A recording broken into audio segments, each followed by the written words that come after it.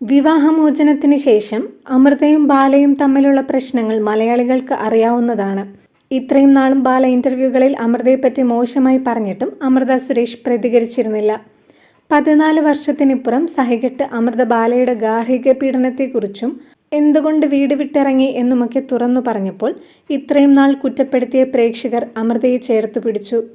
കൂടാതെ രണ്ടാം ഭാര്യ എലിസബത്തിന്റെ വെളിപ്പെടുത്തലുകൾ കൂടിയായപ്പോൾ ബാലയുടെ ഇമേജിന് കോട്ടം തട്ടി എന്ന് തന്നെ പറയാം. ബന്ധുവായ ചെന്നൈ സ്വദേശിനി കോകിലയെ വിവാഹം ചെയ്തപ്പോൾ ആശംസിച്ചും വിമർശിച്ചും ആളുകൾ ചേരിതിരിഞ്ഞു. അമൃതയും മകൾ പാപ്പുവും അവരവരുടെ ഭാഗം പറഞ്ഞപ്പോൾ എല്ലാം അവസാനിപ്പിച്ചു, ഇനി ഒന്നിനും വരില്ല എന്ന് ബാല മകൾക്ക് വാക്കുകൊടുത്തു. പിന്നാലെ ചില മാറ്റങ്ങളും ബാലയുടെ ജീവിതത്തിലുണ്ടായി. കൊച്ചിയിലെ വീട് വിട്ട് ദൂരേക്ക് പോകുകയാണെന്ന് നടൻ വെളിപ്പെടുത്തി. ചെന്നൈയിലേക്കാണെന്ന് വാർത്തകളുണ്ടായിരുന്നുവെങ്കിലും വൈക്കത്തേക്കാണ് താമസം മാറിയത്.